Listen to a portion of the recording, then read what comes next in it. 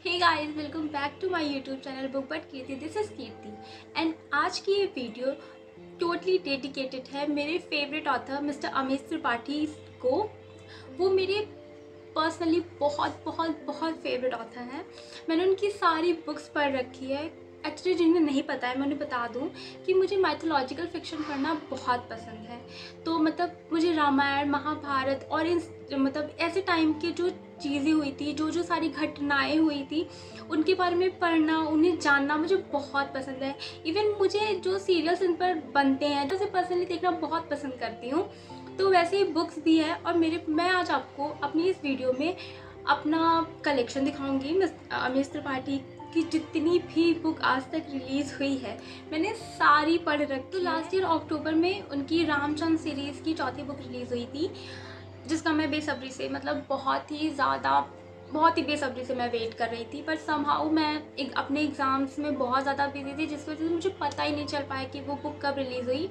तो अभी कुछ दिन पहले मैं ऐसे ही स्क्रॉल कर रही थी बुक्स का, तो फिर मुझे पता चला कि उनकी 4th बुक रिलीज़ हो चुकी है, वो भी अक्टूबर लास्ट ईयर में। तो फिर उसके बाद मैंने तुरंत वो बुक ऑर्डर की एंड वो बुक आ गई है। तो अब मैं उसकी अनबॉक्सिंग भी करने वाली हूँ। साथ ही साथ मैं आपको मेरी जो अमीश त्रिपाठी सर की जितनी भी बुक्स आज तक उन्होंने लिखी है, रिलीज़ हुई है, मैंने वो सारी पढ़ रखी है। तो साथ ही साथ मैं आपको अपना कलेक्शन भी दिखाऊंगी।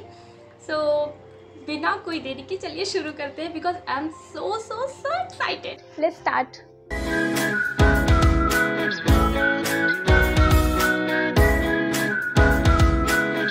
So here is the parcel.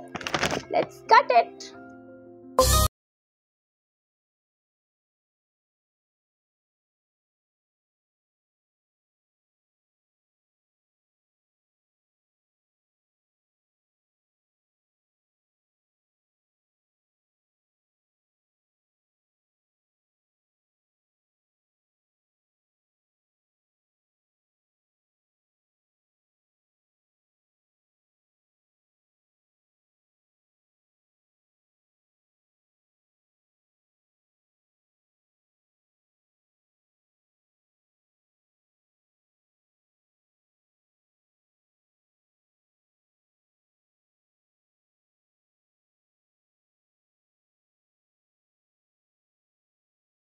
ये है वो चौथी book, war of Lanka by Amish, जिसका मैं बेसब्री से इंतज़ार कर रही थी। ये रामचंद्र सीरीज़ की चौथी बुक है। पहले की 3 बुक मैं पढ़ चुकी हूँ और मैं आपको बाकी बुक भी दिखाने वाली हूँ, पर पहले आप ये वाली देख लो जो न्यू रिलीज। अभी तो इसका इंग्लिश वर्जन ही रिलीज़ हुआ है, हिंदी वर्जन भी कुछ महीनों में रिलीज़ हो जाना चाहिए। तो अभी मैं आपको बताऊँगी कि अमीश को मैं इतना ज़्यादा पसंद क्यों करती हूँ, उनकी राइटिंग स्किल को मैं इतना ज़्यादा क्यों पसंद करती हूँ और क्यों वो मेरे फेवरेट राइटर हैं। तो चलिए मैं आपको अपने कलेक्शंस दिखाती हूँ।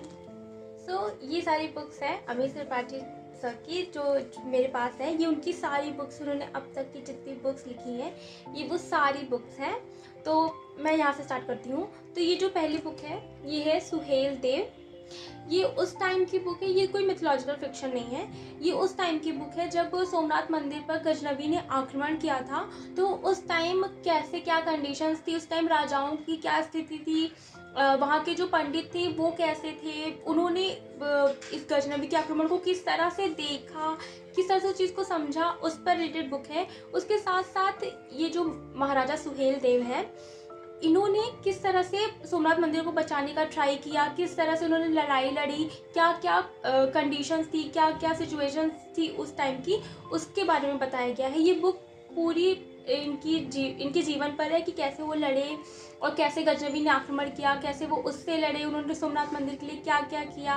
साथ ही साथ हमें पता चलता है कि सोमनाथ मंदिर में कितनी सारी चीज़ें थी या उससे रिलेटेड कितनी सारी बातें हैं जो हमें पता ही नहीं है। वो इस बुक में आपको डेफिनेटली मिल जाएगी। तो मैं तो सजेस्ट करूँगी आपको ये बुक पढ़नी चाहिए। ये है रामचंद्र सीरीज की चारों बुक्स। वैसे तो इसमें 5 बुक्स है, नेक्स्ट जो 5वीं बुक है वो आने वाली है।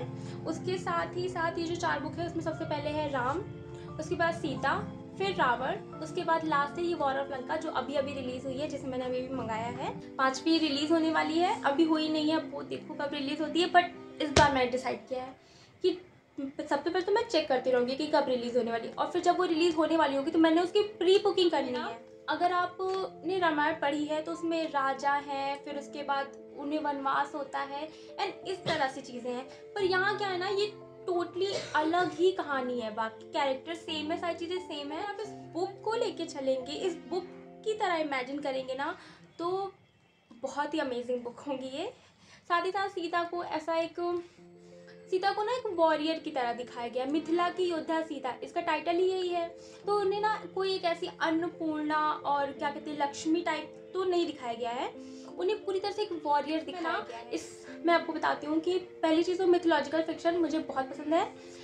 सेकेंड थिंग, ये जो बुक्स हैं इनका कॉन्सेप्ट ही अलग है, भगवान एंड ऑल से बहुत अलग है, बहुत ही ज़्यादा अलग है। हम रावण को कैसे देखते हैं, लंका का राजा, 10 सिर वाला एंड ऑल, लेकिन इसमें क्या है, इसमें ना उन्हें कोई ऐसा मतलब भगवान के अवतार से नहीं ट्रीट किया गया है। इन्हें पूरी तरह एक इंसान रखा गया है और उन्हें मतलब उनके अंदर क्या क्या क्वालिटीज़ हैं उसको बहुत अच्छे से डिस्क्राइब किया गया है। मतलब बहुत अच्छी बुक्स है। बस इसके आगे बढ़ते हैं, अभी और भी बुक्स बची हुई हैं। ओके, तो अब आते हैं इसमें। पहली चीज़ है ये अमीश की धर्मा।